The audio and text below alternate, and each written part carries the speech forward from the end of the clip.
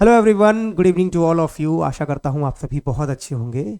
और आज के इस वीडियो में अब हम सेकेंड बुक यानी कि विस्टाज को कवर करेंगे। इससे पहले जो 2 क्लासेस हुई थी उसमें मैंने आपको फ्लेमिंगो बुक कराया था। फ्लेमिंगो बुक से जितने भी इंपॉर्टेंट चैप्टर्स थे उनके सभी क्वेश्चंस मैंने आपको करा दिए हैं। उम्मीद है कि आपको समझ में भी आया होगा और आपका रिस्पॉन्स देख के लग रहा है कि समझ में आया है। अभी आज की जो क्लास होगी उसमें हम विस्टाज बुक स्टार्ट करने जा रहे हैं। अगेन मैं आपसे यही कहूंगा कि जब ये क्लास खत्म होगी आपको कुछ नहीं करना है, सिर्फ इस लेक्चर को सेव कर लेना है और 1 से 2 बार और देख लेना है। एग्जाम में जब आप पेपर के टाइम पे बैठोगे तो मेरे प्यारे बच्चों, जब आप पेपर को ओपन करोगे, पेपर आपके हाथ में होगा, उस समय यही क्वेश्चंस आपको पेपर में दिखेंगे। जो भी मैं बोल रहा हूं वही आपको सुनाई देगा आपके कानों में और तब आप अपना पेपर कीजिएगा। ठीक है, चलिए आज जो हमारा पहला चैप्टर है वो है the third level. Vistas book में 6 चैप्टर्स हैं। बहुत सारी जगह पे पुरानी वाली किताब होगी तो दिक्कत हो रही होगी, वहां पे 7 या 8 चैप्टर दिखा रहे होंगे। ध्यान रखिएगा, विस्टास बुक में भी केवल 6 चैप्टर्स हैं और इसमें पहला चैप्टर है the third level. The third level first chapter. Again 40 number का आपका लिटरेचर सेक्शन होगा और इसमें जो सप्लीमेंट्री वाला पार्ट है, ये प्रोज लिखा हुआ है, ये प्रोज की जगह पे सप्लीमेंट्री होगा। इसमें 15 नंबर का क्वेश्चन पूछा जाएगा। 4-4 नंबर के 2 शॉर्ट क्वेश्चन और 7 नंबर का 1 लॉन्ग क्वेश्चन। तो 15 नंबर का आपका विस्टास से और 15 नंबर का फ्लेमिंगो से, टोटल हो गया आपका 30 नंबर। 10 नंबर आपका पोएट्री सेक्शन से, टोटल हो जाएगा आपका 40 नंबर। चलिए, तो जो ये चैप्टर है थर्ड लेवल, सबसे पहले आपको थोड़ी सी इसकी कहानी को समझाने की कोशिश करता हूं, है ना। 2 से 3 मिनट में आपको इस चैप्टर की कहानी समझाऊंगा। पूरे क्लास को चुपचाप ध्यान से सुनते रहिए, कुछ भी कमेंट करने की जरूरत नहीं है, कुछ भी कहने की जरूरत नहीं है। सिर्फ आप पूरा क्लास ध्यान से सुन लीजिए, आपको जो ये चैप्टर है, जो आपके क्वेश्चन आंसर है, जो आपके डाउट है, सब क्लियर हो जाएंगे। देखिए, ये चैप्टर बहुत इंटरेस्टिंग है, बहुत अलग है। ऐसे चैप्टर की बहुत सारे बच्चों ने उम्मीद भी नहीं की होगी कि ऐसा भी कोई चैप्टर आ सकता है ना। फिक्शन है, साइंस फिक्शन एक तरह का। द थर्ड लेवल क्या है कहानी? एक्चुअल में न्यूयॉर्क में एक स्टेशन है, ग्रैंड सेंट्रल स्टेशन। अमेरिका में एक स्टेशन है ग्रैंड सेंट्रल स्टेशन। वहां पे 2 लेवल हैं। 2 लेवल मतलब एक लेवल 1 और एक लेवल 2। ठीक है, आप समझ, जैसे छत होता है ना, ground floor, first floor, second floor, ऐसे लेवल 1 और लेवल 2 है वहां पे।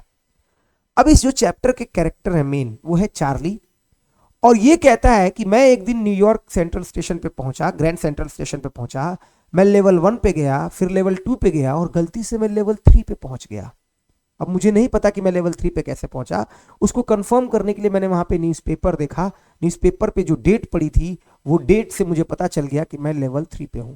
मैं वहां से 2 टिकट चाहता था। एक जगह है गैलिसबर्ग इलिनॉइस, जहां मैंने अपना बचपन बिताया था, ताकि मैं और मेरी वाइफ वहां जा सके। लेकिन जब वो वहां पैसे देने जाता है तो पता चलता है उसके पास तो नए जमाने के पैसे हैं और वहां पे तो पुराने जमाने के पैसों की जरूरत थी। अब इस वजह से वो थोड़ा सा पकड़ा जाता है और वहां से भाग आता है। भाग आने के बाद वो वापस आता है अपने एक दोस्त सैम के पास। और यहां से कहानी में दूसरा कैरेक्टर एंटर करता है जिसका नाम है सैम। ये एक साइकेट्रिस्ट है। तो पहला कैरेक्टर चार्ली, जो मेन कैरेक्टर है, जो गलती से कहां चला गया था, थर्ड लेवल पे। एक्चुअल में वहां कितने लेवल है? 2 लेवल है। सेंट्रल स्टेशन नाम है, ग्रैंड सेंट्रल स्टेशन। और वहां से ये वापस आकर अपने दोस्त सैम से मिलता है कि यार मेरे साथ ऐसा हुआ था, मैं थर्ड लेवल पे चला गया था, जबकि वहां पे 2 ही लेवल होते हैं।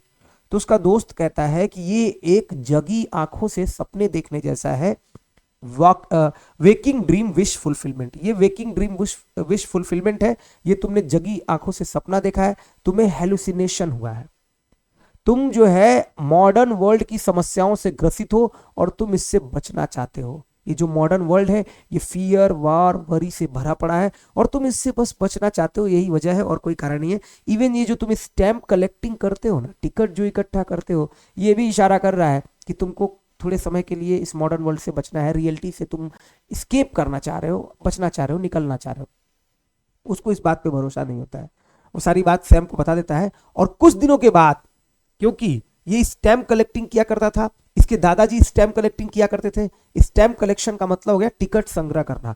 अब वो टिकट संग्रह करने के लिए लोग फर्स्ट डे कवर रखते थे। ये भी क्वेश्चन पूछा जा सकता है, फर्स्ट डे कवर क्या होता था? तो फर्स्ट डे कवर का मतलब जब भी कोई नया टिकट इश्यू होता था तो ये लोग क्या करते थे, क्योंकि उनको टिकट चाहिए होता था पहले दिन वाला, एक खाली लिफाफे में एक पेपर रख के, सादा पेपर रख के, और वो टिकट लगा के अपने आप को ही सेंड कर देते थे, अपने आप को ही वो लेटर भेज देते थे और फिर वो फर्स्ट डे कवर उनके पास हो जाता था। उसी लिस्ट में उसको एक लेटर मिलता है जिसमें सैम का लेटर होता है, उसके दादाजी के लेटर के गैलरी में। और उसमें लिखा होता है कि मैं यहाँ पे आ चुका हूँ, चार्ली, तुम और तुम्हारी वाइफ लुइजा, तुम दोनों भी थर्ड लेवल खोजो और तुम दोनों भी यहाँ पहुंच जाओ, क्योंकि ये जगह बहुत शानदार है, बहुत मजा आ रहा है। और कहानी यहीं पे समाप्त हो जाती है। ठीक, अब एक एक करके क्वेश्चन को करेंगे। उम्मीद करूंगा कि आप बहुत ध्यान से इस वीडियो को देखेंगे। वीडियो अच्छा लगेगा वीडियो शेयर कर दीजिएगा। चलिए, पहला क्वेश्चन है, what was the third level, where was it situated. Third level क्या है और ये कहाँ है। देखिए, कई बार ये क्वेश्चन पूछा गया है, बहुत इंपॉर्टेंट क्वेश्चन है। अब हम कह सकते हैं ना कि थर्ड लेवल जो है वो मीडियम ऑफ स्केप है। किसके लिए? चार्ली के लिए, क्योंकि उसको उसको क्या है, मॉडर्न वर्ल्ड जो है वो फियर, वॉर और वरी से भरा पड़ा है, और वो चार्ली जो है इस वर्ल्ड से निकलना चाह रहा है, बचना चाह रहा है। The third level can be a medium of escape, बचने का एक माध्यम हो सकता है for Charlie from the modern world. It was nothing but a product of his own mind, his own imagination, उसकी खुद की इमेजिनेशन है ये। Because there was only 2 levels, क्योंकि वहां पे तो केवल 2 ही लेवल्स थे। कहानी जब शुरू होती है तो वहां लिखा भी गया है, कोई भी आकर ये दावा करे कि यहाँ पे 3 होता है, लेकिन तब भी मैं कहूंगा 2 होता है, 2 ही लेवल है यहाँ पे। ठीक है, but Charlie claimed he had been to the third level once. Charlie ये दावा किया कि वो एक बार थर्ड लेवल पे जा चुका है। It was at Grand Central station in New York. तो थर्ड लेवल कहाँ था और वो कैसा था, ये इसके बारे में पहला क्वेश्चन है, बहुत बार पूछा जाएगा। जो कहानी की मैंने समरी बताई उस हिसाब से आप देखोगे एक एक क्वेश्चन आपको बहुत आसान लगेगा। Why could Charlie never again find the third level. Charlie को थर्ड लेवल दोबारा क्यों नहीं मिल पाया, क्या वजह होगी? तो Charlie never found the corridor again that took him to the third level at Grand Central station. जब वो स्टेशन पे गया था तो जैसे ही वो एंटर किया, वो पहले फर्स्ट लेवल पे पहुंचा था, फिर उसके बाद वो सेकंड लेवल पे पहुंचा था, और वहां से एक कॉरिडोर मिला था उसको जो स्लैंटिंग लेफ्ट एंड डाउनवर्ड था, है ना, वो किनारे किनारे चलता चला गया और अचानक से वो थर्ड लेवल पे पहुंचा था। वही ये बात लिखी गई है कि no, Charlie never found the corridor again, वो कॉरिडोर कभी नहीं पा सका, that took him to the third level at Grand Central Station. He hallucinated. Hallucination का मतलब होता है उन चीजों का दिखना जो वास्तव में नहीं होती है।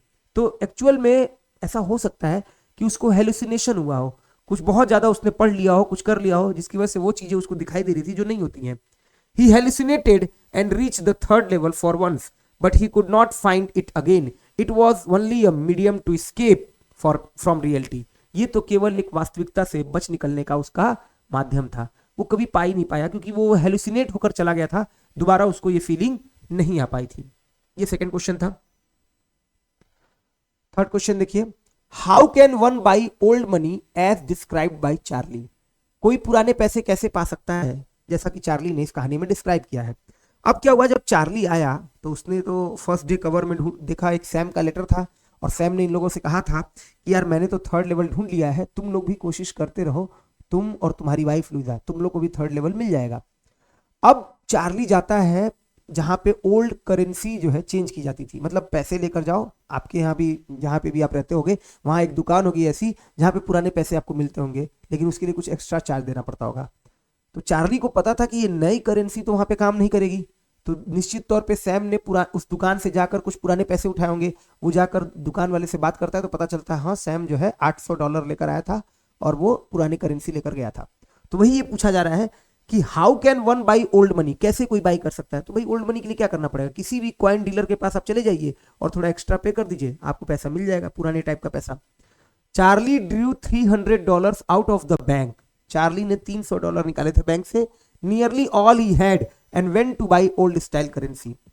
One can buy old money at almost any coin dealers. देखिए आंसर तो बड़ा छोटा सा है कि किसी भी कॉइन डीलर के पास से आप जाकर पुराने जमाने का पैसा ले सकते हो, ओल्ड स्टाइल करेंसी ले सकते हो। One can buy old money at almost any coin dealers, the only thing is that one has to pay premium for this. आपको प्रीमियम पे करना पड़ेगा।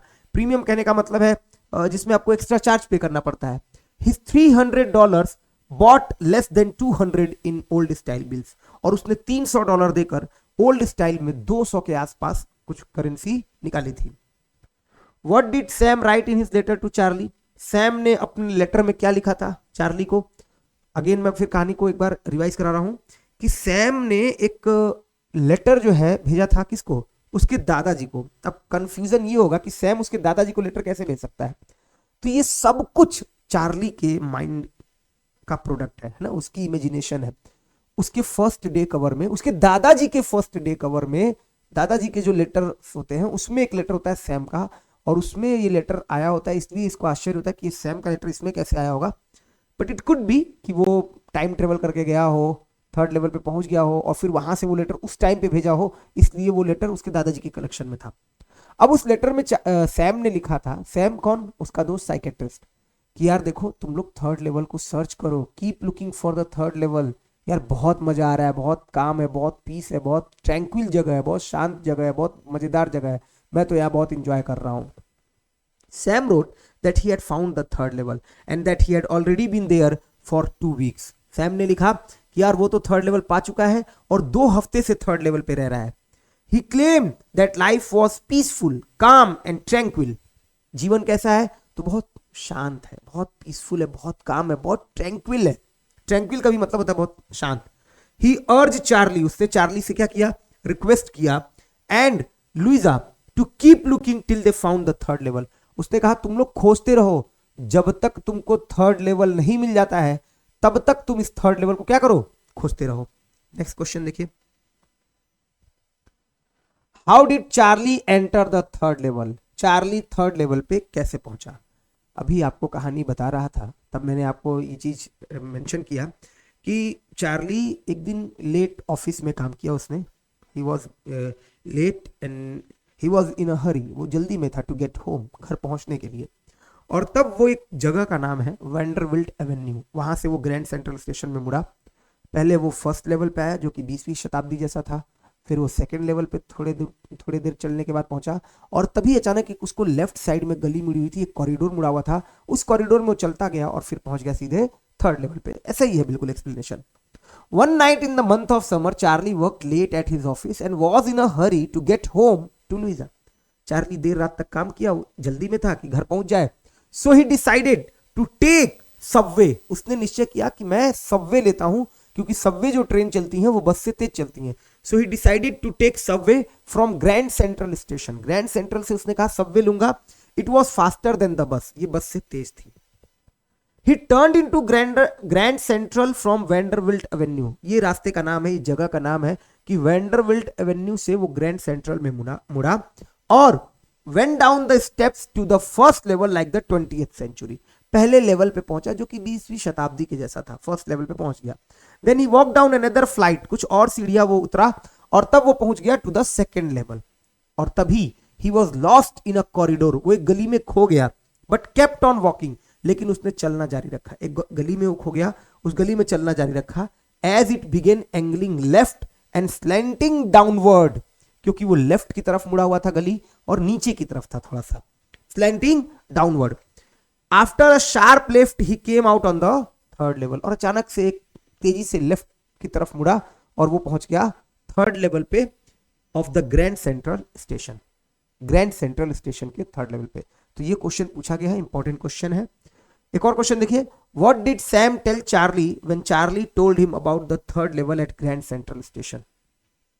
जब चार्ली ने सैम को बताया कि यार मैं थर्ड लेवल से होकर आया हूं, तो उसके दोस्त यानी कि साइकेट्रिस्ट दोस्त सैम ने उससे क्या कहा। तो कहानी की शुरुआत जब मैंने की तो आपको बताया कि उसके दोस्त ने कहा कि ये वेकिंग ड्रीम विश फुलफिलमेंट है, जगी आंखों से सपने देखने जैसा है। ये जो मॉडर्न वर्ल्ड है वो फियर, वॉर और वरी से भरा पड़ा है। यही कारण है कि तुम इससे बचना चाहते हो, तुम इससे एस्केप करना चाहते हो, तुम इससे निकलना चाहते हो, और तुमको ये थर्ड लेवल दिखाई दिया है। वास्तव में ग्रैंड सेंट्रल स्टेशन पे कोई भी थर्ड लेवल नहीं है, वहां पे सिर्फ 2 ही लेवल है। ये उसका दोस्त सैम उसको बताता है। एक और लाइन जोड़ता है कि ये जो तुम स्टैंप कलेक्टिंग करते हो, जो ये तुम टिकट इकट्ठा करते हो, ये भी इशारा कर रहे हैं, ये भी इंडिकेट कर रहे हैं कि तुमको थोड़े समय का शरण चाहिए, शेल्टर चाहिए, रिफ्यूज चाहिए, टेम्पररी रिफ्यूज, थोड़े समय का, कि तुम दुनिया के वास्तविकता से बच सको। देखिए, he said that Charlie was not happy with his life and it was a waking dream wish fulfillment. उसने कहा कि चार्ली तुम खुश नहीं हो अपने जीवन से, you are not happy with your life and it is like a waking dream wish fulfillment. He also explained that the modern world was full of insecurity, fear, war and worry while Charlie wanted to escape from it. उसने कहा कि यार ये जो दुनिया है वो डर से, चिंता से, लड़ाई से, युद्ध से भरी पड़ी है, और तुम इससे बचकर निकलना चाहते हो। हिज फ्रेंड्स एग्रीड, उसके दोस्त तैयार हो गए, इस बात को मान गए, and said that everything pointed to it, even his stamp collecting was also a temporary refuge from reality. यहां तक कि वो जो स्टैम्प कलेक्टिंग करता है वो भी एक तरह का टेम्पररी रिफ्यूज है, थोड़े समय का बचना है रियलिटी से। Next question. अब देखिए यहां से लॉन्ग क्वेश्चन स्टार्ट होते हैं ना।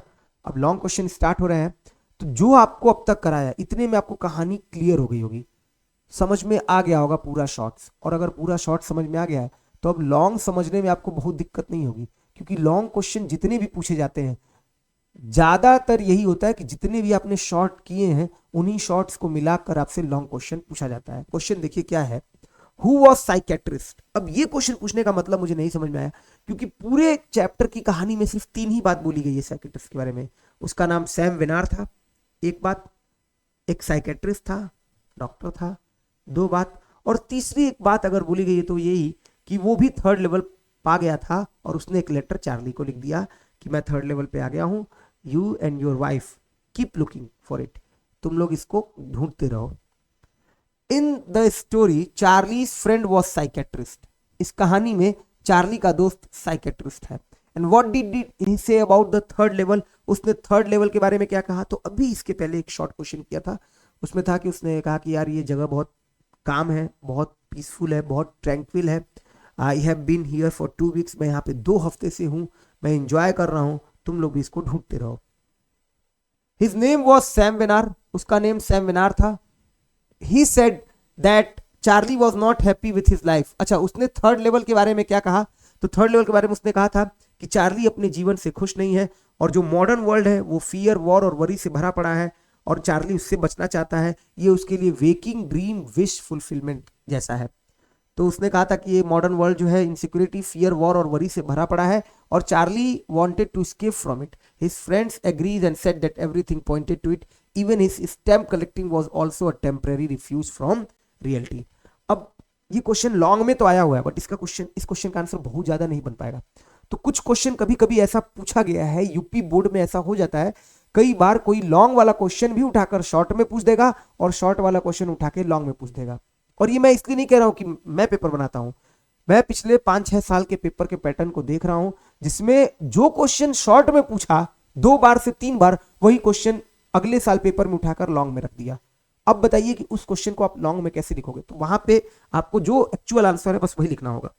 देखिए, Why did Sam buy old currency of $800? What did he do with it? Sam कौन है, उसका दोस्त, किसका, चार्ली का, साइकेट्रिस्ट, जो डॉक्टर भी है, जो चार्ली को समझा भी रहा है कि तुम जो है ना ये जगी आंखों से सपना देख रहे हो, कोई 3rd लेवल नहीं है, और खुद पता चलता है कि कहां पहुंच गया है, 3rd लेवल पे। तो उसने उसी के लिए तो क्या किया था, $800 ले जाकर किसी क्वाइन डीलर को दिया उसने, जहां से उसको ओल्ड स्टाइल के बिल मिल जाते, ओल्ड स्टाइल के पैसे मिल जाते, और वो किस लिए लिया था, ताकि वहां जाकर अपना बिजनेस सेट कर सके।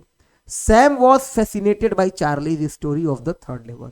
सैम थोड़ा सा फैसिनेटेड हो गया था, बहुत ज्यादा उस स्टोरी से प्रभावित हो गया था, और वो बिलीव करने लगा था, started wishing and believing that they were right. उसको विश्वास होने लगा था कि चार्ली और उसकी वाइफ सही बोल रहे हैं, यार ये चार्ली 3rd लेवल पे गया है। And finally he found the 3rd level. He went to coin and stamp store and bought old currency of $800। वो एक कॉइन स्टोर पे गया और वहां से $800 के पुराने करेंसी, पुराने बिल उसने ले लिए। He wanted to live a peaceful life in Galesburg. Galesburg वो जगह है जहां चार्ली जाना चाहता था, यहां पे चार्ली ने अपना बचपन बिताया था। तो जब चार्ली 3rd लेवल पे गया था तो वो टिकट काउंटर से जाकर 2 टिकट गैलेसबर्ग के ही मांग रहा था। वहीं पे जिक्र किया गया है, क्योंकि वो बहुत शांत जगह है, बहुत अच्छी जगह है। तो वहीं पे पहुंच गया है कौन, अब सैम पहुंच गया है, और वहां से उसने एक लेटर लिखा हुआ है। And the amount was enough to set him in a nice little hay feed and grain business।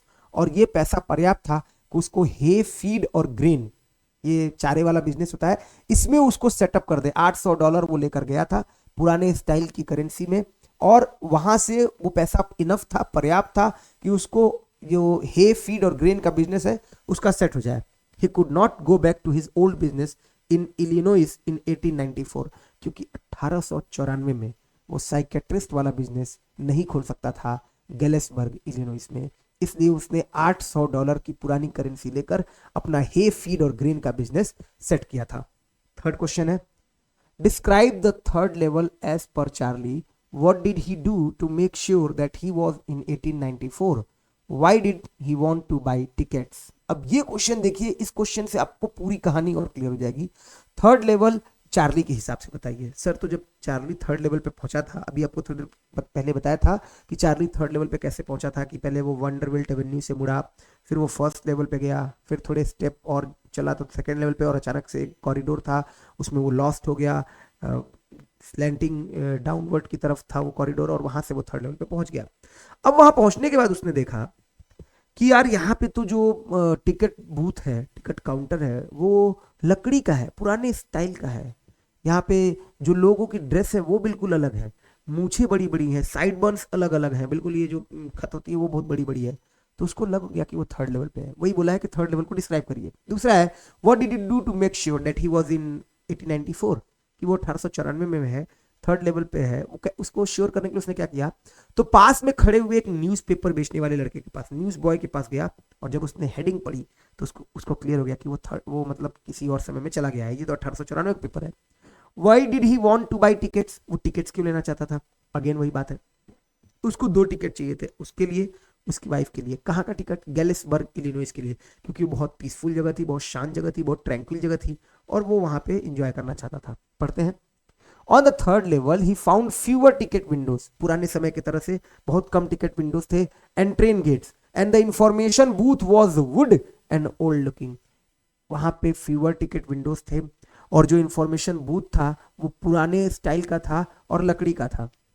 He saw that everyone in the station was dressed like 1890 something, and he had never seen so many beards, sideburns and fancy mustache।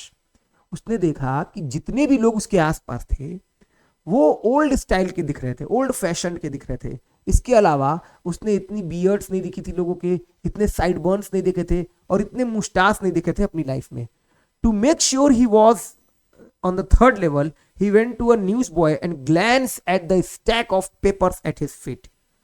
To make sure कि वो third level पे था, he went to a newsboy, वो एक newspaper बेचने वाले लड़के के पास गया, and glance मतलब होता है नजर डालना, stack of पेपर का जो ढेर पड़ा था at his feet, उस लड़के के पैर के पास। It was the world which had not been published for years, और ये जो न्यूज़पेपर था वो क्या था, द वर्ल्ड न्यूज़पेपर था, जो कि सालों से पब्लिश नहीं हुआ था।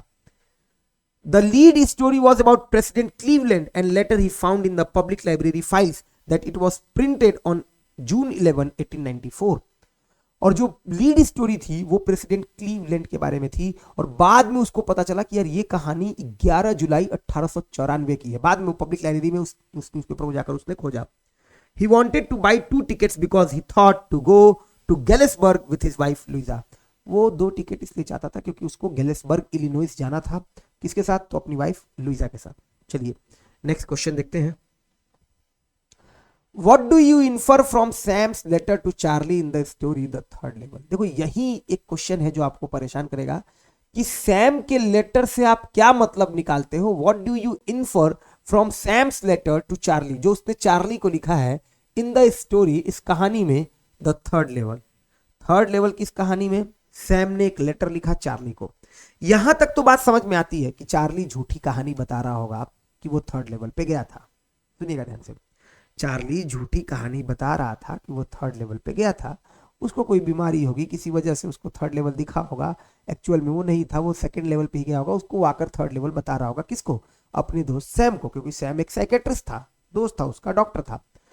अब सैम ने क्या किया कि उसको बता दिया कि यार तुम जो है ऐसी ऐसी प्रॉब्लम है, तुम मॉडर्न वर्ल्ड से बचना चाहते हो, इसलिए तुम थर्ड लेवल पे गए होगे। यहां तक सबको कहानी समझ में आई होती और आई होगी। कहानी में ट्विस्ट तब आता है जब पता चलता है कि सैम पहुंच गया है थर्ड लेवल पे। ये कैसे हो सकता है, तो यही क्वेश्चन पूछा है कि आप क्या मतलब निकालते हो। तो इसके बहुत सारे मतलब हो सकते हैं। हो सकता है सर ये हो साइंस फिक्शन हो, टाइम ट्रेवल का कॉन्सेप्ट हो, सैम वाकई में थर्ड लेवल पे गया हो।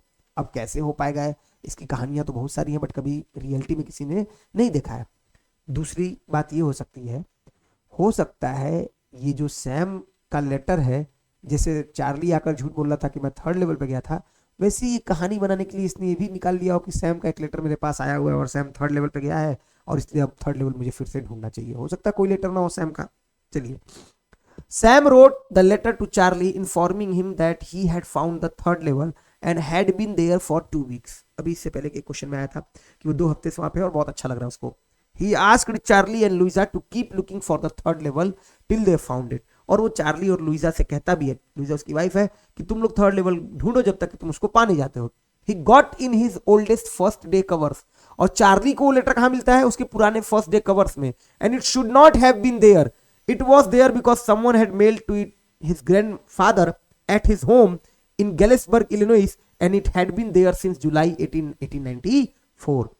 अब वो लेटर वहां नहीं होना चाहिए था, it should not have been there but it was there, लेकिन वो वहां था। और कब से था? सिंस 18 जुलाई 1894, 18 जुलाई 1894 से वो लेटर वहीं पड़ा हुआ था।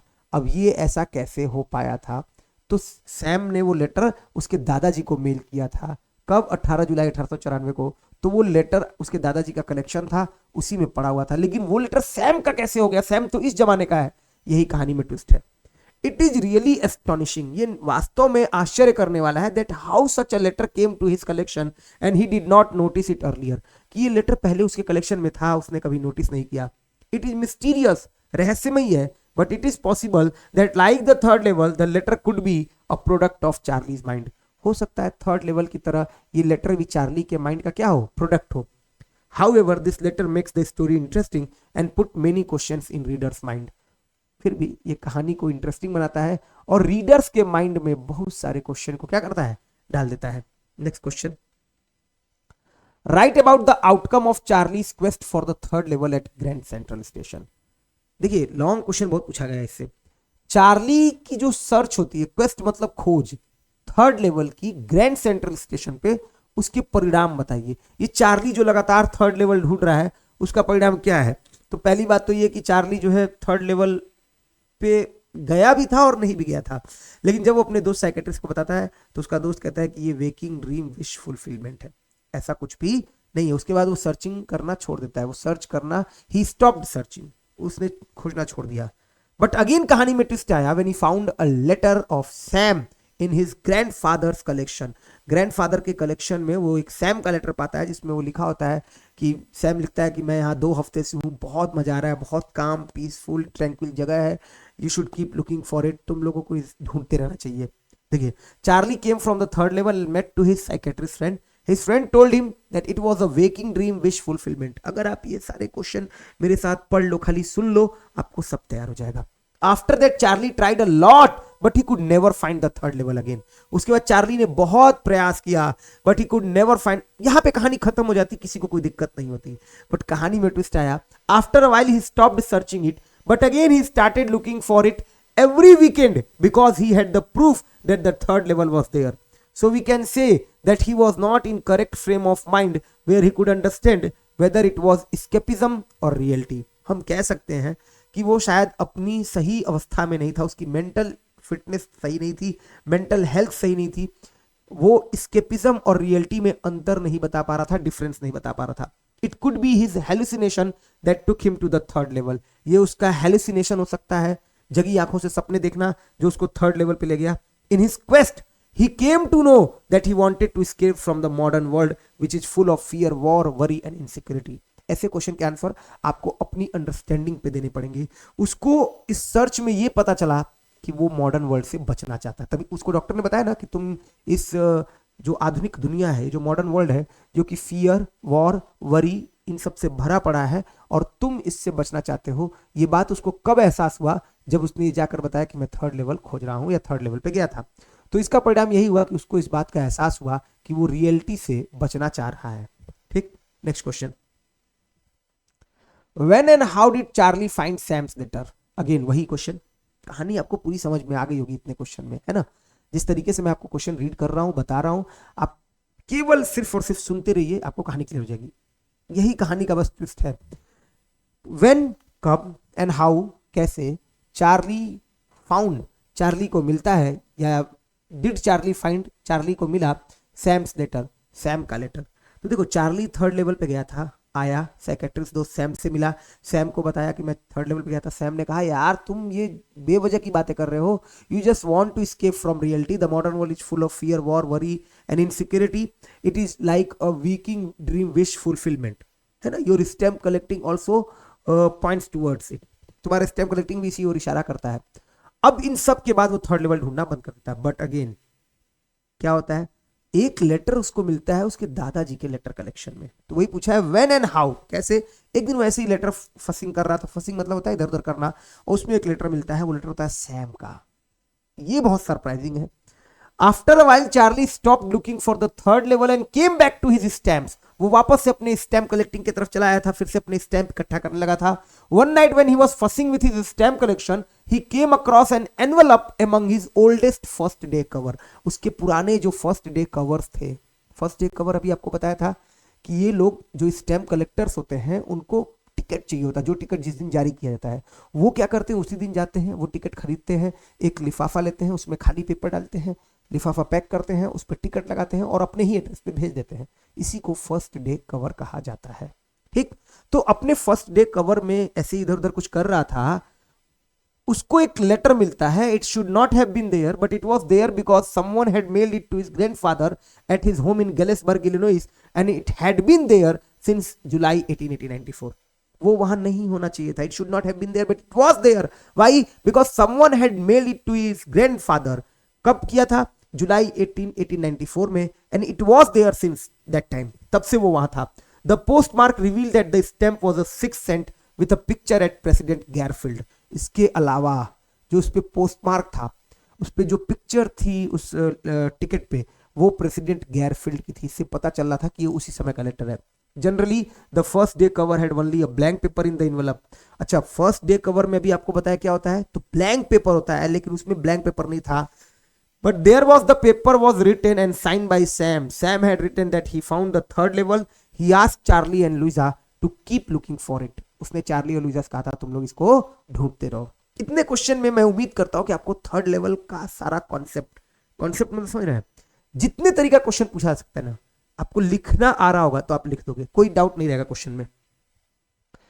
Why was the third level a medium of escape for Charlie? ये क्वेश्चन भी थोड़ा अलग हटके है कि चार्ली के लिए third level medium of escape क्यों हो रहा है, क्यों नहीं वो किसी और तरीके से कर रहा है। तो भाई एक तो यही कारण है जो उसके दोस्त साइकेट्रिस्ट सैम ने बताया कि ये जो मॉडर्न वर्ल्ड है वो फियर, वॉर, वरी और इनसिक्योरिटी से भरा पड़ा है। चार्ली उससे बचना चाहता है। स्टैम्प कलेक्टिंग कर रहा है बट वो सफिशिएंट नहीं है, वो रियलिटी से भाग रहा है। इसके अलावा जो है वो थोड़ा बहुत ये भी हो सकता है कि वो एक बहाना ढूंढ रहा था जाने का वहां से, और वो उसको मिल गया था किसके थ्रू, थर्ड लेवल के इस कहानी के through. Charlie lived in a modern world which was full of fear, war, worry and insecurity. It could be a medium of escape for Charlie as he wanted to escape from the modern day problems. आज की जो समस्या है उससे बचना चाह रहा है। He did not want to face the harsh realities of life. जीवन की जो कड़वी सच्चाई है, harsh realities है, उनका वो सामना नहीं करना चाहता है। And it allowed him to be in the different world. However, he did not agree with his friends on this point. But it is possible that he hallucinated and reached the third level of the Grand Central Station. उसको hallucination हुआ हो। hallucination मतलब उन चीजों का दिखाई देना जो नहीं होती हैं, और वो थर्ड लेवल पे पहुंच गया हो। Which only had 2 levels. His friend said that Charlie was not happy with his life and it was a waking dream wish fulfillment. Even his stamp collecting was also a temporary refuge from reality. यहाँ तक कि वो जो stamp collecting करता है वो भी क्या है, वो टेम्पररी रिफ्यूज है, थोड़े समय का बचना। टेम्पररी रिफ्यूज मतलब थोड़े समय के लिए वो रियलिटी से बच रहा था स्टैम्प कलेक्टिंग के थ्रू। ये भी इशारा कर रहा है कि वो मॉडर्न वर्ल्ड की समस्याओं का सामना नहीं करना चाह रहा है, हार्श रियलिटी का सामना नहीं करना चाह रहा है, वो वहां से बचना चाह रहा है। तो ये थर्ड लेवल की कहानी थी, ये थर्ड लेवल के सारे क्वेश्चन थे। आई थिंक कि आपको इस चैप्टर के क्वेश्चंस में कोई दिक्कत नहीं हुई होगी। और यहां से 2 क्वेश्चन और देखिए पूछे गए हैं, बट यहां मैंने इन क्वेश्चंस के आंसर नहीं लिखे हैं। क्यों नहीं लिखे हैं? क्योंकि ये दोनों क्वेश्चन अगेन पुराने ही क्वेश्चन से मिल, अब कोई भी क्वेश्चन आपको पूछा जाएगा थर्ड लेवल में, इससे हटकर क्वेश्चन नहीं आ सकता है। क्वेश्चन क्या है, थर्ड लेवल क्या था, वो कैसे डिस्क्राइब किया गया है साइकेट्रिस्ट सैम के द्वारा। तो फिर से वही शॉर्ट क्वेश्चन मैंने यहाँ पे लिख दिया कि आप इस क्वेश्चन को पढ़ लीजिए। जो शॉर्ट क्वेश्चन कराया थर्ड लेवल क्या था और सैम ने उसके बारे में क्या क्या बताया था। Who was Sam Winnar? What did he write in his letter to Charlie? Sam विनार कौन था? तो चार्ली का दोस्त था, साइकेट्रिस्ट था। क्या लिखा था लेटर में? लिखा था कि यार ढूंढते रहना, keep looking for the third level till you find it. जब तक तुम लोग नहीं पा जाते तब तक तुम लोग क्या करते रहो, इसको ढूंढते रहो। बहुत शांत जगह है। I have been here for 2 weeks, मैं यहाँ पे 2 हफ्ते से हूँ। बहुत काम, पीसफुल और ट्रैंक्विल जगह है, बहुत इंजॉय कर रहा हूँ। किसको? गैलेसबर्ग इलिनॉइस को। किसने लिखा था? सैम ने। किसको लेटर दिया था ये? एक्चुअल में वो लेटर होना चाहिए था कहाँ पे? उसके दादाजी के पास, है ना, उसके दादाजी के कलेक्शन में, और वो वहां था, लेकिन उसको वहां होना नहीं चाहिए था। ठीक, तो ये थर्ड लेवल चैप्टर था। कहानी थोड़ा कंफ्यूजिंग है, परेशान करने वाला है, बट जिस तरीके से मैंने आपको बताने की कोशिश की है, जिस तरीके से एक्सप्लेन करने की कोशिश की है, आई होप कि आपको ये चीजें समझ में आ रही होंगी।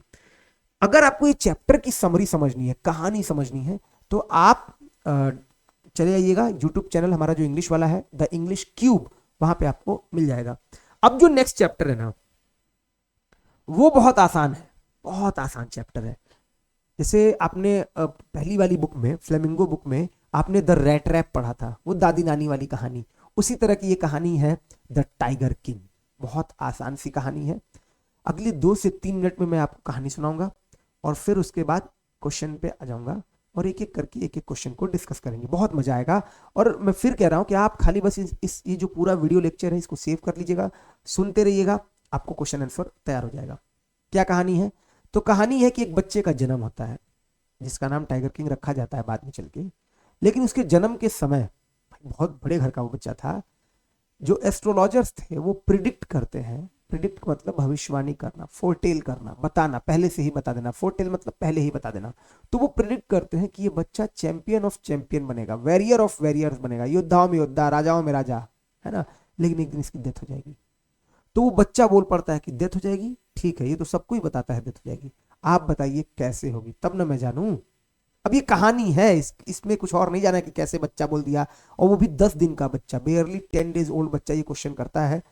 जो एस्ट्रोलॉजर्स होते हैं वो आश्चर्यचकित कर जाते हैं, उसमें चीफ एस्ट्रोलॉजर एकदम आश्चर्य हो जाता है।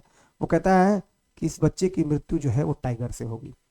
और तब जब बच्चा बड़ा होता है, उसको ये बात धीरे धीरे पता चलती है। अब वो कहता है मैं टाइगर्स मार दूंगा, जितने भी मेरे प्रतिबंधपुरम में टाइगर्स हैं, प्रतिबंधपुरम उस राज्य का नाम होता है, मैं टाइगर्स मारूंगा। वो एक टाइगर मारकर और चीफ एस्ट्रोलॉजर को बुलाता है। चीफ एस्ट्रोलॉजर कहता है Maharaja, you may kill 99 tigers in the manner, आप इस मैनर में 99 टाइगर्स मार दो, but you should be very very of the 100 tiger, आपको 100 टाइगर से बहुत सावधान होना होगा। महाराजा पूछते अगर उसको मार दिया तो? कहता अगर आपने उसको मार दिया तो अपनी ये जो चोटी है उसको हटवा लूंगा, अपने किताबें फाड़ दूंगा, इंश्योरेंस एजेंट बन जाऊंगा, ये चीजें वो बोलता है। महाराजा निकल पड़ते, कहते हैं कि अब मैं कोई भी राज्य का काम नहीं करूंगा जब तक कि मैं 100 टाइगर्स नहीं मार लूंगा। और ऐसे करके प्रतिबंधपुरम में टाइगर हंटिंग को बैन कर दिया जाता है, कोई नहीं मारेगा सिर्फ महाराजा के अलावा। टाइगर्स बहुत खुश होते हैं। अब ये सब सटायर है, व्यंग है, लिखने का तरीका है राइटर का, कल की इसके राइटर है ना। तो ये लिखने का तरीका है कि देखिए भाई, टाइगर्स खुश हो गए, क्यों? क्योंकि अब उनको टाइगर किंग के अलावा कोई नहीं मारेगा, तो उनको सबसे नहीं बचना है, केवल एक ही आदमी से बचना है, वो टाइगर किंग। टाइगर किंग करते करते 70 टाइगर्स मार लेते हैं 10 साल के अंदर। फिर प्रतिबंधपुरम में टाइगर्स खत्म हो जाते हैं। अब प्रतिबंधपुरम में टाइगर्स खत्म हो गए हैं, तो यहाँ पे उनको समझ में नहीं आता है कि अब क्या किया जाए, क्योंकि टाइगर्स तो खत्म हो गए। अब टाइगर किंग डिसाइड करते हैं कि वो शादी करेंगे एक ऐसे राज्य में जहां में बहुत सारे टाइगर्स हों। महाराजा जो है उस राज्य में उस लड़की से शादी करते हैं, फिर वहां टाइगर्स मारना शुरू करते हैं। इसी बीच एक ब्रिटिशर आता है और वो कहता है कि मैं टाइगर्स को मारना चाहता हूँ आपके राज्य में। महाराजा कहते हैं कि अगर ये टाइगर को मार दिया तो फिर कल को कोई और भी आएगा। और इस बीच ऐसा लगता है कि वो उसको नाराज कर देंगे जब उसको मना कर देते हैं तो। लेकिन उसको मनाने के लिए वो कलकत्ता के एक ज्वेलरी शॉप से कुछ सैंपल्स मंगवाते हैं, महंगे एक्सपेंसिव डायमंड रिंग्स के, और उस ब्रिटिश ऑफिसर की वाइफ को भेज देते हैं। वो सोचते हैं एक दो रखेगी, लेकिन वो सारा रख लेती है। इस पे महाराजा बहुत खुश होते हैं, कम से कम मेरा राज्य तो बच गया, भले ही मुझे 3 लाख का पेमेंट करना पड़ा उस डायमंड रिंग्स के बदले। अब महाराजा 99 टाइगर्स मार चुके हैं, सब कुछ करने के बाद शादी कर लिया, वहां पे भी जाकर टाइगर्स मार दिए अपने ससुराल में जाकर, और टोटल 99 टाइगर्स मार चुके हैं। अब एक टाइगर बचा हुआ है, और उसके लिए उनकी बेचैनी बढ़ती चली जा रही है। फाइनली एक टाइगर जो है उनको मिलता है, वो टाइगर वो मारते हैं, और वो टाइगर भी उनका ही जो मंत्री होता है वो लाकर रखता है। ठीक, अब उस टाइगर को जब वो मार लेते हैं तो वो बहुत खुश होते हैं कि अब इसकी एक जो है जुलूस निकाली जाएगी, बहुत खुश होते हैं। और तब उनके बच्चे का तीसरा बर्थडे होता है उसी समय, जिस दिन उस टाइगर को मारते हैं उसी के बाद। वो भी टाइगर मरा नहीं होता है, 100 टाइगर को जिसको उन्होंने मारा होता है वो मरा नहीं होता है। जब उनके सैनिक पास में जाकर देखते हैं तो वो टाइगर बस बेहोश हुआ होता है उस बुलेट की आवाज से, तो वो सैनिक ही उसको मार देते हैं। अब महाराजा 100 टाइगर को मार चुके हैं, बट एक्चुअल में उन्होंने 100 टाइगर को मारा नहीं, उनकी नजर में तो वो मर गया था, बट वो एक्चुअल में मरा नहीं था, उनके सिपाहियों ने उसको मारा था। अब महाराजा के बच्चे का तीसरा बर्थडे होता है, वो उसे धूमधाम से मनाना चाहते हैं क्योंकि अब वो 100 टाइगर मार चुके हैं, बहुत खुश हैं 100 टाइगर्स मारने के बाद। और वो जाकर एक शॉप से लकड़ी का टाइगर लाते हैं, that would mark his bravery, उनकी बहादुरी का निशानी रहेगा अपने बच्चे को गिफ्ट करने के लिए। लेकिन उसे एक बैड कारपेंटर ने बनाया था, वो उसमें एक लकड़ी का तिनका जो है उनके हाथ में धंस जाता है, वो घाव बन जाता है और उनका ऑपरेशन होता है और उनकी मृत्यु हो जाती है। इस तरह से फाइनली 100 टाइगर ने अपना बदला लिया और महाराजा की डेथ होती है। यही है इस द टाइगर किंग की कहानी। ठीक, अब हो सकता है कि आपको थोड़ा कम समझ में आया हो, किसी किसी को थोड़ा डाउट रह गया हो, तो जो मैं एक एक क्वेश्चन कराऊंगा इसके बाद से आपको इस चैप्टर में कोई डाउट नहीं रहेगा। आइए, why did the Maharaja start hunting tigers, Maharaja ने टाइगर्स की हंटिंग क्यों शुरू की? तो बहुत सिंपल सी बात है, क्योंकि एस्ट्रोलॉजर्स ने यह कहा था कि आपकी मृत्यु जो है वो टाइगर से होगी, your death would come from a tiger. In order to save his life, अपने जीवन को बचाने के लिए ही started tiger hunting. At the time of Maharaja's birth the chief astrologers predicted, chief astrologer ने प्रिडिक्ट किया, भविष्यवाणी की, that the death would come from a tiger, death किससे होगी? टाइगर से। When he got his kingdom the news came to his ear, जब उन्होंने अपना राज्य पाया तो उनके कानों में यह बात पहुंची कि मैं जब बचपन में था तो ऐसी ऐसी भविष्यवाणी हुई थी। He decided to start hunting tigers to save his life, और तब उन्होंने निश्चय किया कि वो टाइगर्स मारेंगे अपने जीवन को बचाने के लिए। There were many tigers in the forest of Pratibandapuram, राज्य का नाम क्या था? प्रतिबंधपुरम, और उसके जंगलों में बहुत सारे टाइगर थे। And Maharaja knew that could certainly be no objection to killing tigers in self defense। महाराजा एक पुरानी कहावत जानते थे, चैप्टर में दिया गया है कि एक पुरानी कहावत महाराजा को पता थी कि अगर अपने डिफेंस में टाइगर्स भी मारना हो तो भी कोई दिक्कत नहीं है, काऊ भी मारना हो तो कोई भी दिक्कत नहीं है। That there could certainly be no objection to killing tigers in self defense, self defence में अगर टाइगर्स मारना हो तो कोई दिक्कत नहीं होगी। दूसरा क्वेश्चन देखिए, बहुत इंपॉर्टेंट क्वेश्चन है, इस चैप्टर का सबसे ज्यादा पूछे जाने वाला प्रश्न, what was the astrologers prediction about the tiger king death, tiger king के मौत के बारे में एस्ट्रोलॉजर्स की क्या प्रिडिक्शन थी? What was the forecast made by the chief astrologer regarding the tiger king, इसी क्वेश्चन को बदल के पूछ दिया कि ये जो टाइगर किंग थे उनको लेकर एस्ट्रोलॉजर्स ने क्या बोला था। What prediction was made at tiger king birth, tiger king के बर्थ के समय क्या प्रिडिक्शन हुआ था। और what did the chief astrologer say about the tiger king, या चीफ एस्ट्रोलॉजर ने टाइगर किंग के बारे में क्या बताया था। तो अभी आपको समझाया कि जब टाइगर किंग का जन्म हुआ तो एस्ट्रोलॉजर्स ने कहा कि ये बच्चा वैरियर ऑफ वैरियर्स बनेगा, चैंपियन ऑफ चैंपियंस बनेगा, हीरो ऑफ हीरोज बनेगा, but one day he would have to meet his death, एक दिन इसको अपनी मौत से मिलना होगा। And the death would come from a tiger because he is born in the hour of the bull, क्योंकि इनका जन्म बुल के आवर में हुआ है, बुल के नक्षत्र में हुआ है, इसलिए इनकी मौत एक टाइगर से होगी।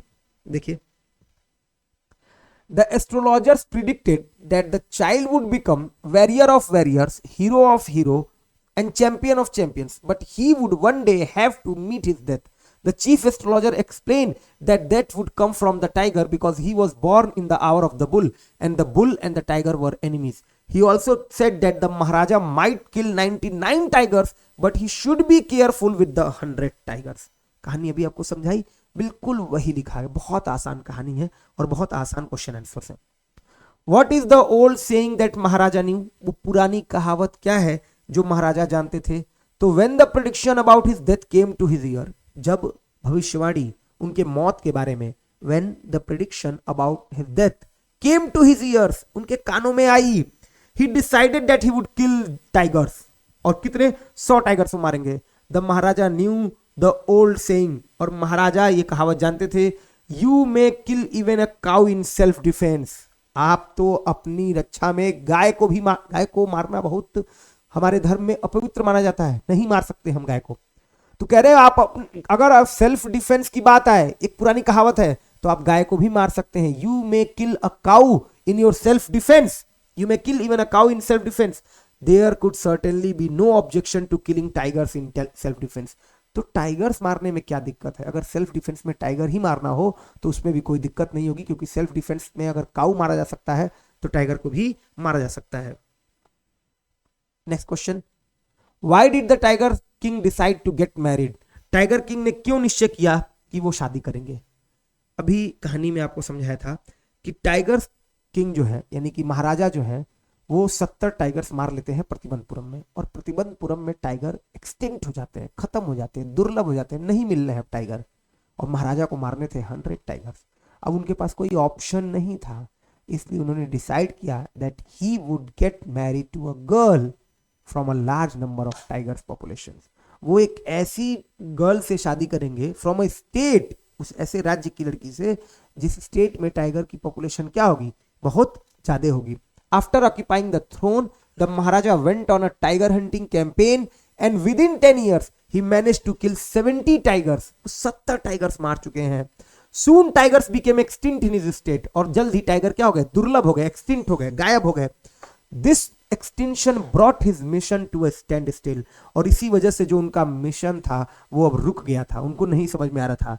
So he decided he wanted to marry a girl in a royal family of a state with a large number of tiger population। इसलिए उन्होंने निश्चय किया कि मैं ऐसी लड़की से शादी करूंगा जिस लड़की के स्टेट में, जहां की वो लड़की होगी उस स्टेट में large number of tiger population होगा, तो जो बचे हुए 30 टाइगर्स हैं वो भी मैं क्या कर लूंगा, खत्म कर दूंगा। अब क्वेश्चन देखिए, who was the tiger king, how was he named so. तो अभी ये क्वेश्चन शॉर्ट में आया हुआ, यही मैं आपको थोड़ी देर पहले समझा रहा था कि यूपी बोर्ड में क्वेश्चन पूछने का मुझे लग रहा है कि कोई फिक्स पैटर्न भी नहीं है। 4 बार वही क्वेश्चन शॉर्ट में पूछा कि टाइगर किंग कौन थे, उनका नाम कैसे पड़ा, और वही क्वेश्चन उठा के एक बार लॉन्ग में पूछ दिया। तो इसको भी लॉन्ग में मैं आपको दिखाऊंगा लिख के, इससे पहले लॉन्ग वाले को शॉर्ट में दिखाया था, इसको आपको लॉन्ग में दिखा देता हूं। How did the king save his throne, king ने अपनी गद्दी कैसे बचाई। तो क्या हुआ था, टोटल 100 टाइगर्स मारने के दौरान 2 घटनाएं हुई। एक बार 70 टाइगर्स मारने के बाद उनके राज्य में टाइगर्स खत्म हो गए, तो उन्होंने एक लड़की से शादी करने का निश्चय किया जिसके स्टेट में टाइगर्स ज्यादा हो, इसके पहले क्वेश्चन था। और एक घटना ये हुई थी कि जब 70 टाइगर्स के पास वो पहुंचने वाले थे, उसी समय एक ब्रिटिश ऑफिसर आया हाई रैंकिंग का, और उसने कहा कि मैं आपके यहाँ टाइगर मारना चाहता हूँ। महाराज ने कहा ये पॉसिबल नहीं है। विचार विमर्श करने के बाद उन्होंने कहा कुछ और कर लो, टाइगर के साथ फोटो खिंचवा लो, लेकिन टाइगर हंटिंग नहीं होगी। फिर उन्होंने सोचा कि टाइगर के साथ फोटो खींचने की बात होगी तो भी दिक्कत हो जाएगी। उस ब्रिटिश ऑफिसर ने कहा कि हमें टाइगर के साथ फोटो खींचना है, केवल मरे हुए टाइगर के साथ। उन्होंने कहा कुछ भी नहीं, हम इसको अगर थोड़ा भी ढील देंगे कल को कोई और आके बोलेगा। वो कहते हैं कोई और हंटिंग कर लो, लेकिन टाइगर हंटिंग पॉसिबल नहीं है। और तब वो ब्रिटिश ऑफिसर गुस्सा हो गया था और ऐसा लगा था कि महाराजा अपनी गद्दी खो देंगे।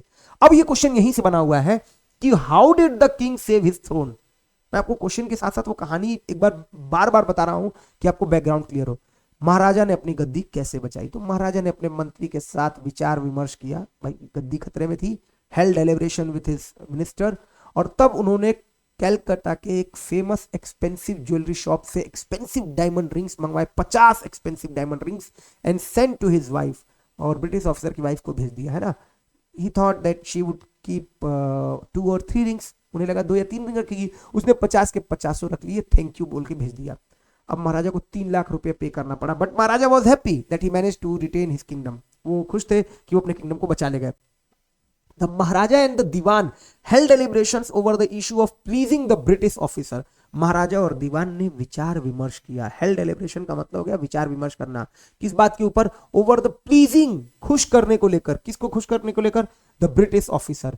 Samples of expensive diamond rings of different designs were brought from a famous British company of jewellers in Calcutta. Calcutta से फेमस ब्रिटिश कंपनी की जो ज्वेलर्स की शॉप थी, वहां से एक्सपेंसिव डायमंड रिंग्स के सैंपल्स मंगवाए गए। Samples of expensive diamond rings of different designs, अलग अलग डिजाइन के, were brought from a famous British company of jewellers in Calcutta.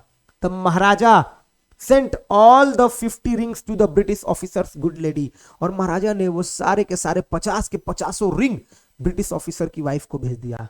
He thought he expected her to choose 1 or 2 rings, but the lady accepted the whole lot। उन्होंने सोचा कि ये 2 या 3 रखेगी, उसने पूरा का पूरा रख लिया।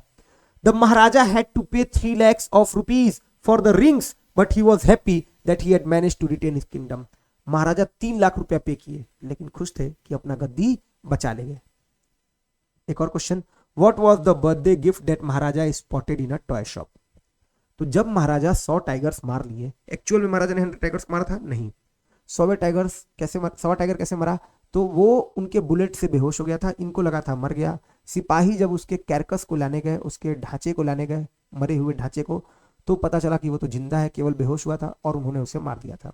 ठीक, अब यहाँ के बाद महाराजा इस कार्य से फ्री होते हैं। अब वो कहते हैं कि अब अपने बच्चे को देखूंगा, अपना राज्य पाठ देखूंगा, और तभी उनके बच्चे का 3rd बर्थडे होता है और उसी समय उनको लेना होता है एक गिफ्ट कि अपने बच्चे के 3rd बर्थडे पे वो क्या गिफ्ट देंगे। यही बोला गया है, क्वेश्चन यहीं से शुरू हुआ है कि what was the birthday gift that Maharaja spotted in a toy shop. तो जब वो प्रतिबंधपुरम के टॉय शॉप में गए तो उनको कुछ समझ में नहीं आता और तभी उन्होंने एक वुडन टाइगर देखा। उन्होंने कहा ये तो यार बहादुरी का निशानी होगा, मैंने 100 टाइगर्स मारा है, यही बच्चे को गिफ्ट देता हूँ। On his son's 3rd birthday, the Maharaja went to the shopping center in Pratibandpuram and searched every shop but could not find anything suitable. उन्होंने हर दुकान ढूंढी लेकिन कुछ भी उनको सुटेबल नहीं मिल रहा था। Finally, he spotted a wooden tiger in a toy shop. और तब उनको एक लकड़ी का टाइगर मिला, wooden tiger in a toy shop, and decided it was a perfect gift. एक suitable gift होगा। He thought so because he had killed 100 tigers and it would be the mark of his bravery. ये would कर लीजिएगा, it would be the mark of his bravery. ये उनकी बहादुरी का निशानी होगा। क्या कि उन्होंने 100 टाइगर्स मारा है तो ये लकड़ी वाला टाइगर ही अपने बच्चे को क्या कर देते हैं, गिफ्ट कर देते हैं। How did the Maharaja in the story eventually kill the 100 tiger. Short question बहुत पूछे गए इस चैप्टर से। महाराजा ने फाइनली कैसे मारा था 100 टाइगर्स। तो अभी आपको बताया कि एक्चुअल में महाराजा ने 100 टाइगर्स को नहीं मारा, 100th टाइगर को नहीं मारा था। In reality the Maharaja did not kill the 100 tiger. वास्तव में तो नहीं कर पाए थे वो, but when he saw it, when he found it, he took careful aim at the beast and the tiger fell in a crumpled heap. जब उन्होंने उसको देखा, ही टुक अ केयरफुल एम, वो एक बहुत सावधानी पूर्वक निशाना साधे, and the tiger fail, tiger गिर गया इन अ क्रम्पल्ड हीप, ढेर बनकर। When the hunters went to collect carcass of the dead tiger, और जब हंटर वहां पहुंचे, शिकारी हंटर्स वहां पहुंचे to collect the carcass, carcass मतलब होता है मृत पशु का ढांचा, उसको उठाने के लिए dead tiger, they realized the king's bullet had missed its mark and the tiger had only fainted from the shock of bullet whizzing past. उन्हें ये रियलाइज हुआ कि टाइगर मरा नहीं है, केवल फेंट हुआ है। फेंट मतलब बेहोश होना, किससे, from the bullet whizzing past, वो जो बुलेट इतनी तेजी से वहां से गुजरा था। One of them shot the tiger in fear of losing their job, कि उनकी जॉब ना चली जाए, उन्हीं में से एक ने टाइगर को मार दिया। तो यही क्वेश्चन है, how did Maharaja in the story eventually kill the 100 tiger. तो देखो रियलिटी में तो उन्होंने नहीं मारा था टाइगर को। What was the role of astrologer, कहानी में एस्ट्रोलॉजर का रोल क्या है। तो सर पूरी कहानी ही इन्हीं की वजह से लिख दी गई। ना ये प्रिडिक्ट करते कि death would come from tiger because the Maharaja was born in the hour of the bull and the bull and the tiger were the enemy.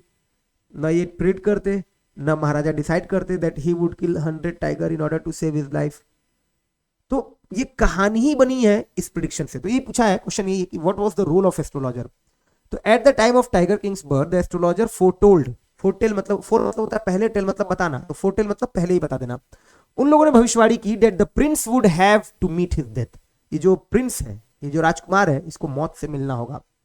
The chief astrologer explain that his death would come from the tiger. When the Maharaja killed his first tiger, the astrologer announced that he might kill 99 tigers in the same manner, but he must be very careful with the 100th one. Because of the Tiger King decided to kill 100 tigers and thus the story was made. और इसी वजह से tiger king ने decide किया कि वो 100 tiger मारेंगे और इसी वजह से ये कहानी बनी है द टाइगर किंग। क्लियर है, आ जाइए। अब तक जो आपने किया ये शॉर्ट क्वेश्चन थे और मैं आपको यकीन दिला रहा हूं जो बच्चा केवल शॉर्ट क्वेश्चन ही खाली सुन लेगा, लॉन्ग क्वेश्चन में उसको कहीं कोई दिक्कत नहीं होगी। अभी ये क्वेश्चन शॉर्ट में आया था, आपको दिखाया था और वापस यहां पे भी पूछा गया है, who was the tiger king, how was he named as the tiger king. बस एक क्वेश्चन और जोड़ दिया गया, what were his others name. तो ये इधर नाम इसके मैंने जोड़ दिए हैं। तो टाइगर किंग कौन था, the Maharaja of Pratibandapuram was the tiger king. Pratibandapuram के महाराजा टाइगर किंग थे।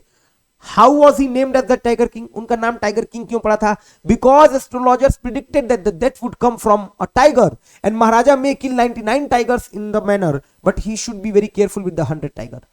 And in order to save his life, Maharaja decided that he would kill 100 tigers. So thus he got the name the Tiger King. और इस वजह से उनको नाम मिल गया क्या, the Tiger King.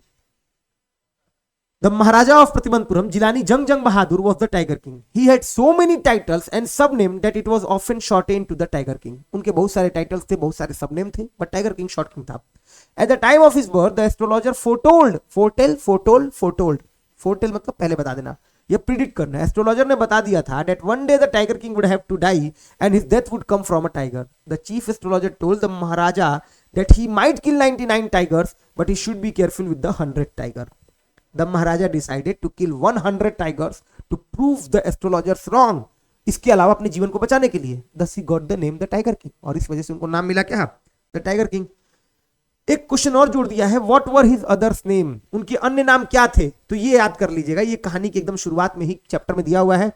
He was identified as his highness Jamedar general Khiledar major Satavyaghra Samhari Maharajadhiraj Vishwabhuvan Samrat sir Jilani Jung Jung Bahadur MAD ACT CRC के, but his name is often shortened to the tiger king. लेकिन उनको शॉर्ट में टाइगर किंग कहा जाता था, लेकिन बड़ा नाम क्या था, तो ये पूरा नाम जमींदार जनरल खिलेदार मेजर सत्यवेगरी समहारी महाराजा धीराज विश्वभुवन सम्राट जिलानी सर जिलानी जंग जंग बहादुर एसीडी सीआरसी के, और फिर शॉर्ट में टाइगर किंग. तो ये लॉन्ग क्वेश्चन में पूछा गया. यहां से कुछ मतलब जितना आपने शॉर्ट किया उसके बाद से लॉन्ग में कुछ भी पूछा जाए, अगर आपने शॉर्ट अच्छे से कर रखा है, मेरा शॉर्ट जो मैंने क्वेश्चन कराया है आपको हो जाएगा, क्योंकि मैं आपको शॉर्ट में कहानी भी समझाऊंगा, क्वेश्चन आंसर भी एक्सप्लेन करूंगा, और तब जब लॉन्ग में आप पहुंचेंगे तो उस समय आपको सारी चीज एकदम मक्खन जैसी लगेंगी. How did the 100 tiger take its revenge, was the king dead, how, 100 tiger ने अपना बदला कैसे लिया, और क्या महाराजा मर गए, कैसे. तो देखिए, महाराजा अपने बच्चे को एक स्पेशल गिफ्ट देना चाहते थे. 3rd बर्थडे पे प्रतिबंधपुरम के शॉपिंग सेंटर से उन्होंने एक वुडन टाइगर निकाला. अब वो वुडन टाइगर जो था ना, उन्होंने सोचा कि ये परफेक्ट गिफ्ट है, लेकिन वो एक अनस्किल्ड कारपेंटर के द्वारा उसको कार्व किया गया था, उसकी नक्काशी की गई. It was carved by an unskilled, it was carved, carve मतलब होता है नक्काशी करना, उसको तैयार करना. तो it was carved by an unskilled carpenter, एक अनस्किल्ड कारपेंटर के द्वारा बनाया गया था.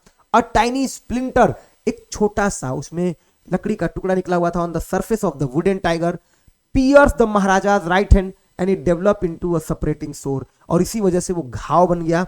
The infection spread all over the arm, and after a successful operation by 3 famous surgeons, he died. Hence, the Tiger King took its final revenge upon the Tiger King. और इस तरह से वो टाइगर ने टाइगर किंग के ऊपर अपना final revenge ले लिया, क्योंकि उस लकड़ी के टाइगर की वजह से फाइनली वही 100 टाइगर साबित हुआ. महाराजा की डेथ में वो आया. क्वेश्चन पूछा नहीं गया है, बट मैंने रखा हुआ था इसलिए केवल कि ये पूरी कहानी में एक पार्ट यही रह जा रहा था जो आपको नहीं पता था कि टाइगर किंग की डेथ कैसे हुई थी. Why did the king kill the 100 tiger, महाराजा ने 100 टाइगर को क्यों मारा. तो again same question is being repeated, same question repeat किया जा रहा है कि सर क्योंकि एस्ट्रोलॉजर्स ने प्रेडिक्ट किया था कि महाराजा को जो है डेथ जो है वो टाइगर से होगी, महाराजा मे kill 99 tigers in the manner but he should be very careful with the 100th one. तो देखिए वो पूरी बातों को वही लिखा गया है कि एट द टाइम ऑफ महाराजा, आपको मतलब सुन सुन के आप थक जाओगे कि यार सर कितनी बार आप इस बात को बोलोगे इस थोड़े से वीडियो के दौरान, कि at the time of Maharaja's birth chief astrologer predicted that death would come from a tiger. When he got his kingdom, the news came to his ears. He decided to start hunting tigers to save his life. There were many tigers in the forest of Pratibandpuram, and there could certainly be no objection to killing tigers in self-defense. He started his tiger hunting, killed 99 tigers, but he became very sad because he was not getting the last tiger. In order to save his life, he killed the 100 tiger. एक और question, what was the वो मतलब होता है शपथ, promise. महाराजा ने क्या शपथ लिया था. तो महाराजा ने शपथ लिया था कि I would not attend any matter, कोई भी मामले में मैं नहीं आऊंगा, टिल आई किल 100 टाइगर, जब तक कि मैं 100 टाइगर्स नहीं मार लूंगा.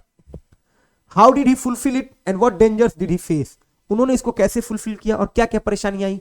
तो एक परेशानी आई थी व्हेन 70 टाइगर्स वर किल्ड, जब 70 टाइगर्स मारे जा चुके थे उस समय पे टाइगर्स एक्सटिंक्ट हो गए, तो उन्होंने शादी कर ली. एक समस्या ये आई थी कि जब वो टाइगर्स मार रहे थे उस समय एक हाई रैंकिंग का ब्रिटिश ऑफिसर आया और उसने कहा कि मैं टाइगर मारना चाहता हूँ या मरे हुए टाइगर के साथ फोटो खिंचाना चाहता हूँ, तो वहां पे उन्होंने एक्सपेंसिव रिंग मंगा कर दे दिए. तो यही छोटी सी समस्या आई थी. The Maharaja vowed that he would attend all other matters only after killing the 100 tigers because his death would come from a tiger as the astrologers predicted. बता दिया, ठीक sir. There were times when the bullet missed its mark and he killed the tiger with his bare hands. एक दो बार ऐसा हुआ कि bullet जो है वो मिस कर गया, बट उन्होंने अपने बेयर हैंड से टाइगर्स को क्या कर दिया, मार दिया. Once he was in a danger of losing his throne for not allowing a high-ranking British officer to hunt tigers in his state. और एक समय वो एक हाई रैंकिंग ब्रिटिश ऑफिसर को उन्होंने अलाउ नहीं किया था, तब वो गद्दी खोने के कगार पे थे, लेकिन किसी तरह से उसको भी मैनेज किया। 10 साल में वो 70 टाइगर मार चुके थे। फिर उनके स्टेट में कोई टाइगर नहीं थे। Then he decided to get married so that he could kill tigers from his father in law's state. तब उन्होंने कहा ससुर जी के यहाँ से टाइगर्स मारे जाएंगे, शादी कर ली उन्होंने। Finally one tiger remained to achieve his tally and his anxiety reached a fever pitch.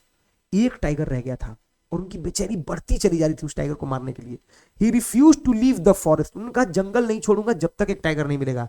And then he got the final tiger. In reality, Maharaja did not kill the 100 tiger. His bullet had missed its mark and the tiger had only fainted. One of the hunters shot it. अभी थोड़ी देर पहले बताया था कि 100 tiger कैसे मरा, तो his bullet missed its mark. The tiger was fainted. Tiger क्या हो गया था? टाइगर fainted, बेहोश हो गया था। क्यों? बुलेट की आवाज से। And one of the hunters shot it. एक हंटर्स में से एक ने उसको शॉट किया था कि कहीं जॉब ना खोनी पड़ जाए। How did Maharaja prepare himself from the 100 tiger which was supposed to decide his fate? महाराजा ने अपने आप को कैसे तैयार किया उस 100वें टाइगर के लिए जो उनके भाग्य को डिसाइड करने वाला था। ऐसा कहा जा रहा था कि इस 100 टाइगर को मार लेंगे, 100 टाइगर को मार लेंगे तो उनकी तैयारी खत्म हो जाएगी, मतलब उनकी जो शपथ है वो पूरी हो जाएगी, वो खत्म हो जाएगी। तो महाराजा की जो एंजाइटी थी, बेचैनी थी, वो एक अलग लेवल पे पहुंच गई थी कि मुझे बस किसी तरह 100 टाइगर्स मारने हैं, और वो मिल नहीं रहा था 100वां tiger.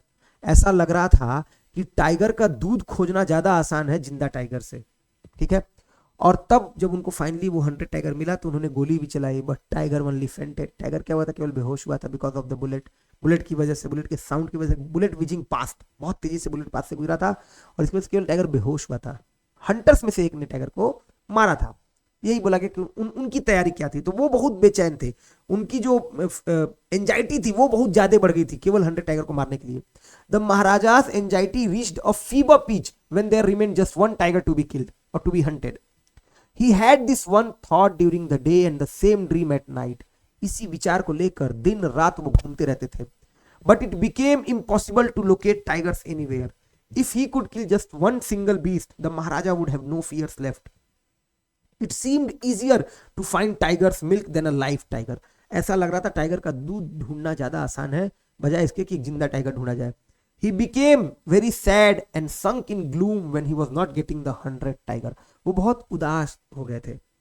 Very sad. He became very sad and sunk in gloom. निराशा में डूब गए थे when he was not getting the 100 tiger. Finally, he found the tiger and it was with boundless joy that the Maharaja took careful aim at the beast. The tiger fell in a crumpled heap. और महाराजा ने एक careful M लिया and जो tiger था वो ढेर बनकर गिर गया उनके बुलेट से। अब इसके बाद फिर क्या हुआ था, वो पीछे एक क्वेश्चन में था कि कैसे 100 टाइगर उन्होंने मारा, तो एक्चुअली उन्होंने 100 टाइगर नहीं मारा। एक हंटर्स में से एक ने, शिकारियों में से एक ने, जो उनके सिपाही थे, उन लोगों ने उस 100 टाइगर को मारा था।